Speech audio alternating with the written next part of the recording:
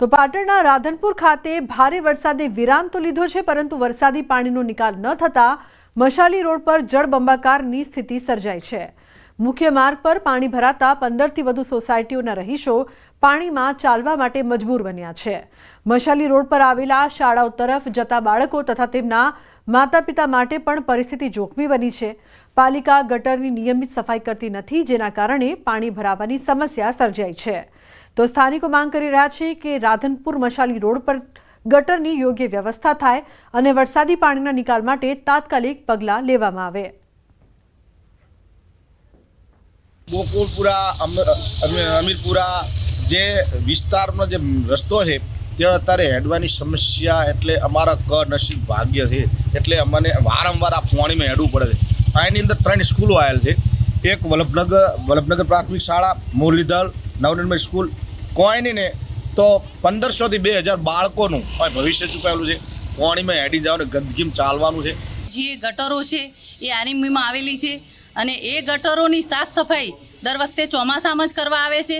કાલે અમે બેનને મળવા ગયા હતા, પ્રાપ્તિબેને અમને એવો જવાબ આપ્યો છે કે ત્યાં રોડ મંજૂર થઈ ગયેલો છે અને અમે ગટરો બધી ખોલીએ, પણ જ્યારે ઘોડા દોડે ત્યારે તબેલાને તાળા મારવાવાળી વાતો કરે છે આ લોકો।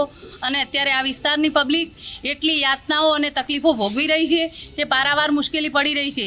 છેલ્લા 15 વર્ષથી કાયમી આ સમસ્યા પાણીના નિકાલ થતો નથી, લોકોને ખૂબ તકલીફો પડે છે। એમાં અહીંયા લગભગ 2 સ્કૂલો આવેલી, આમ તો 3 છે સરકારી સ્કૂલ સાથે 2 પ્રાઇવેટ સ્કૂલો, બાળકોને પણ ખૂબ તકલીફ પડે। આ સમગ્ર રાધનપુરની આ પરિસ્થિતિ છે અને છેલ્લા 15 વર્ષથી લોકો હેરાન થઈ ગયા છે। બીજા નંબરની વાત એ છે કે હવે તો 25 અમે નગરપાલિકાના સભ્ય આપ્યા ભારતીય જનતા પાર્ટીને, છતાં પણ કોઈની વાત સાંભળવા માટે તૈયાર નથી। એ લોકોને કોઈ ધ્યાન આપવું નથી। પ્રજા ત્રાહિમામ છે અને પ્રજાના કામમાં એમને કોઈ લક્ષ્ય જ નથી। તો બનાસકાંઠામાં ભારે વરસાદ બાદ ઘણા વિસ્તારોમાં નદી નાળા છલકાયા છે, તો પહાડી વિસ્તારોમાં ઝરણા ધોધ પણ સક્રિય થયા છે। દાંતીવાડા વિસ્તારમાં વરસાદી માહોલમાં જીવંત બનેલા ઝરણાનો નયનરમ્ય નજારો। ધોધમાર વરસાદને લીધે રાણીટૂક પહાડી પર ઝરણાઓ જીવંત બન્યા છે।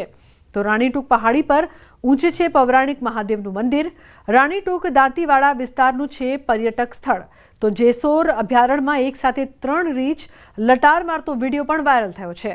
વરસાદથી બચવા 3 રીંછ જેસોરના જંગલમાં કાચો રસ્તો ઓળંગી સલામત સ્થળે જતા વિડીયો વાયરલ થયો છે।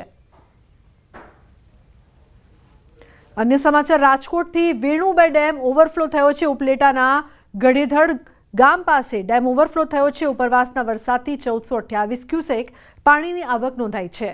ઓવરફ્લો થતાં 2 દરવાજા 1 ફૂટ ખોલાયા છે, તો ડેમ આસપાસના ગામોને પણ એલર્ટ કરવામાં આવ્યા છે। નદીના પટમાં અવરજવર ન કરવાની સૂચના આપવામાં આવી છે।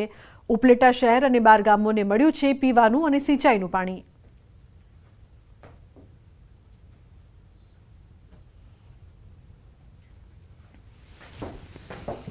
તો ડેમ ઓવરફ્લો થયો છે, સાથે જ 2 જેટલા દરવાજા 1 ફૂટ ખોલવામાં આવ્યા છે।